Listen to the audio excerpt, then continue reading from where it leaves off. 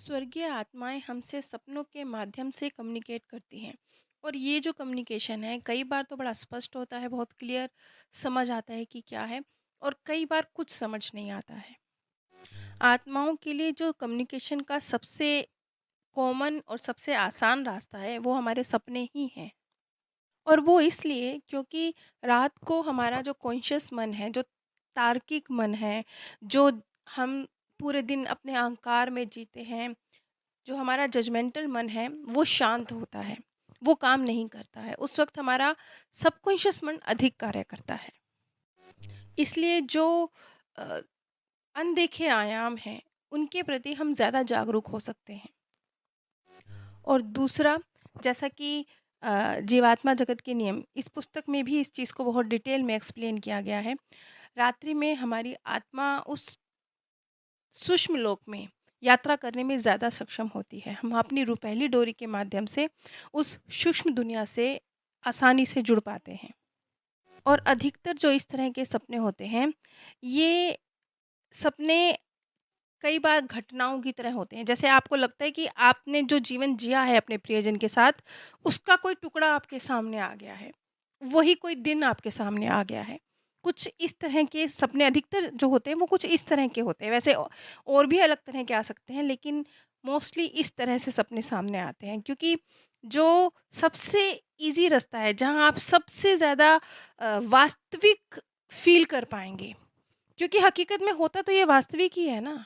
उस मोमेंट में जब आप सूक्ष्म दुनिया से जुड़े हुए हो, आप रियलिटी में उनसे कनेक्टेड हो। लेकिन जैसे आपकी नींद खुलेगी आपको वो झूठ लगेगा, सपना लगेगा।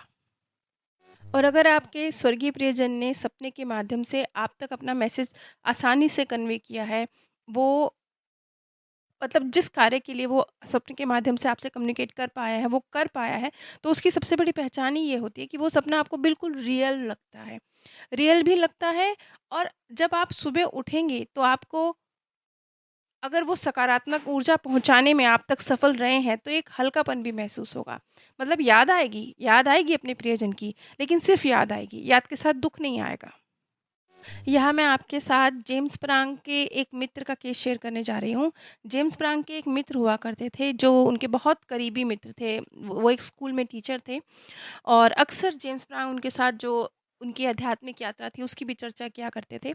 उस वक़्त तक एज़ ए साइकिक जेम्स प्रांग ने काम करना शुरू नहीं किया था, लेकिन वो इस विषय में सोच रहे थे कि उन्हें प्रोफ़ेशनल तरीके से, सही तरीके से इस कार्य को करना चाहिए।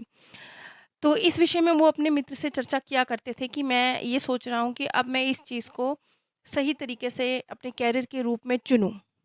जब जेम्स प्रांग उनसे ऐसी बात करते थे कि मैं एक साइकिक बनना चाहता हूँ, तो वो बहुत मज़ाकिया किस्म के व्यक्ति थे, तो वो कहते थे कि अच्छा ठीक है, जब तू साइकिक बनेगा ना, तो मैं आत्मा बन के तुझे आके डराऊँगा।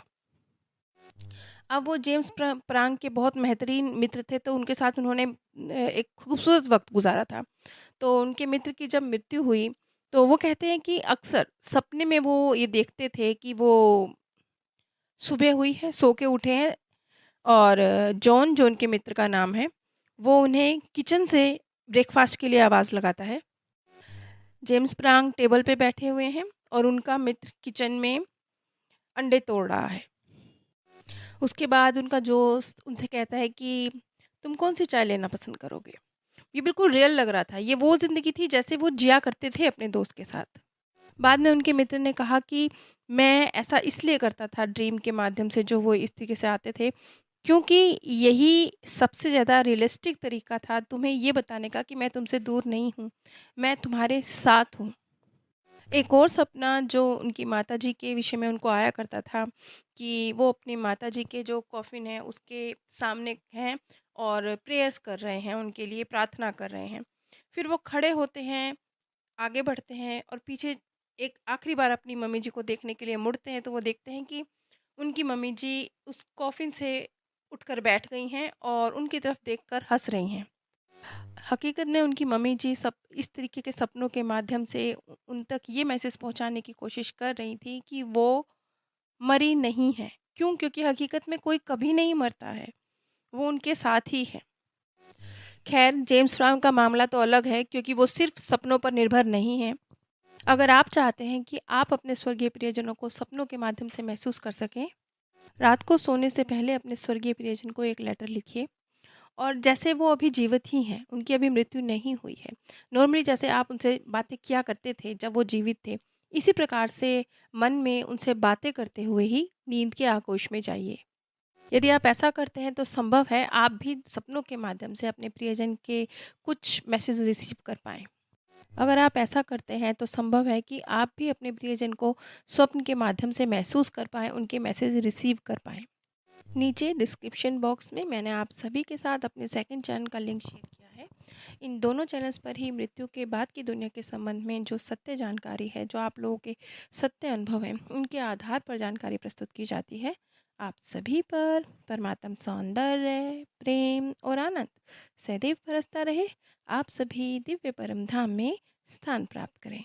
आप सभी पर परमात्म सौंदर्य, प्रेम और आनंद